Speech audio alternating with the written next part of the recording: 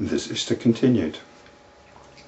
He who is endowed with desirelessness or hopelessness treats the whole world as if it were the footprint of a calf, the highest mountain as the stump of a felled tree, space as a small box, and the three worlds as a blade of grass. So, without hope means not living in the future.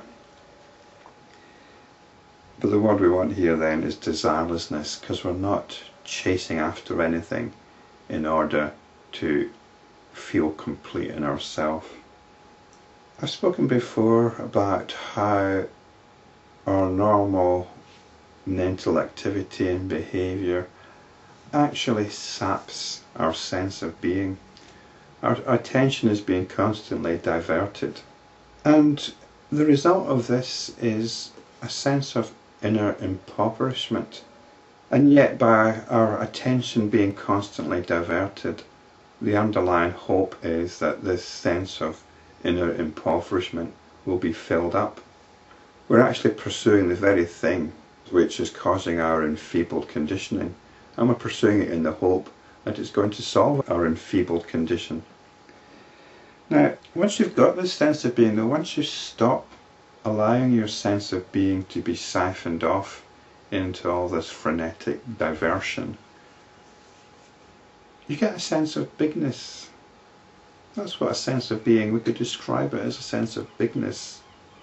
A sense that you don't need what most people are chasing after.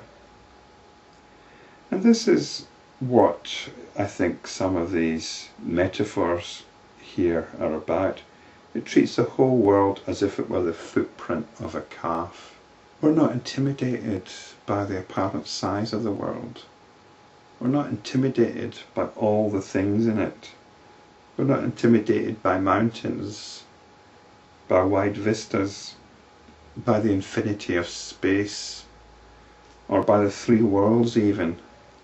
The three worlds is basically everything, including our imagination, the heights of our thoughts and our inner worlds, as well as everything out there. The sage has got an equanimous perspective and all that. The sage isn't going to get sucked into any of it. The sage is bigger than all that. He laughs at the activities of the worldly minded persons. Sounds a bit superior, but I think it'd probably be better to say the sage is bemused. You see people scurrying after all sorts of things, devoting their life to a certain standard of living, running themselves ragged or pumping themselves up in such a way to feel that they're somebody. In fact, people that are living in very flashy surroundings or feel they've got to have everything, what they're displaying is their inner emptiness, their sense of inner emptiness. And this is what's amusing. This is what's amusing. We're all concerned with makeover. Oh, we get all these makeover programs on the television. This is where the energy is put. How you look, how your home looks, how your body looks.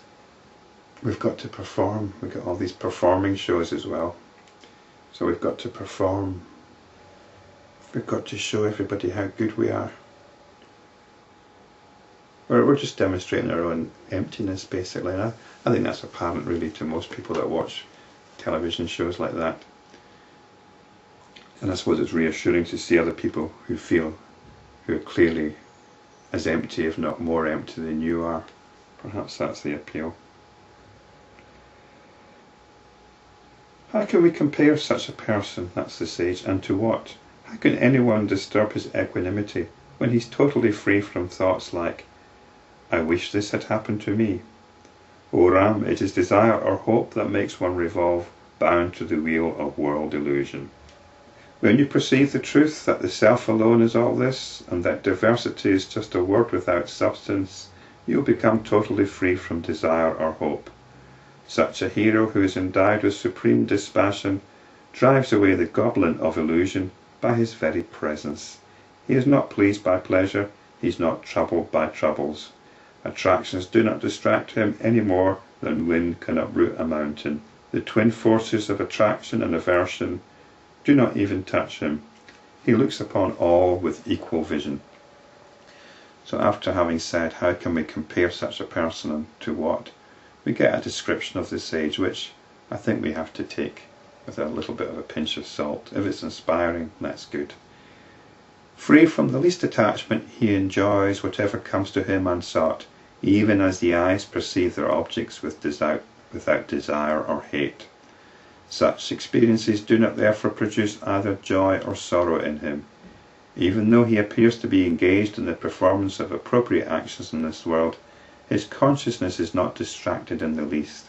Whatever may befall him in accordance with the laws of time, space and causation, whether it is pleasant or unpleasant, he remains inwardly undisturbed. Even as a rope which has been mistaken for a snake does not frighten one who has seen that it is a rope and not a snake, illusion once dispelled does not return, and self-knowledge once attained is never lost.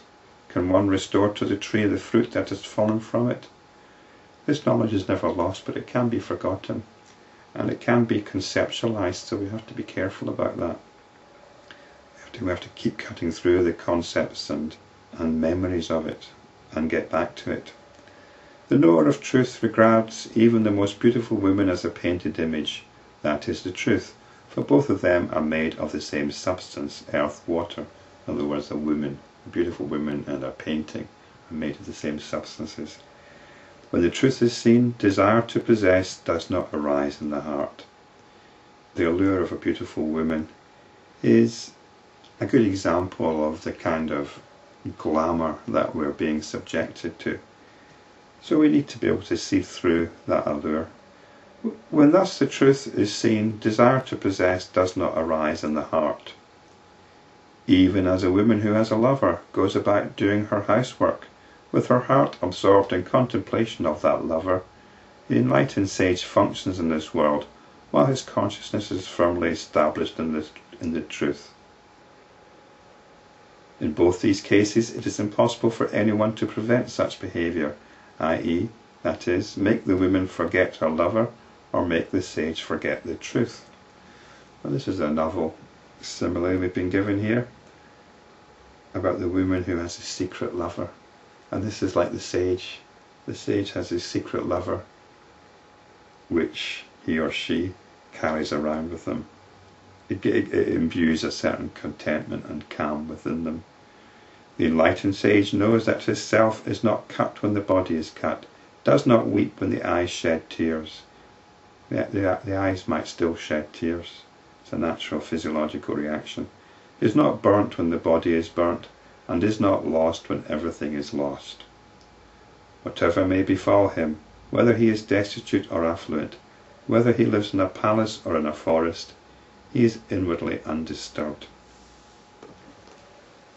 This doesn't mean that the sage is immune from pain or sorrow. It just means that after the pain has passed, there's no hanging on to it. The pain is just let go of, and the sage returns to the undisturbed state.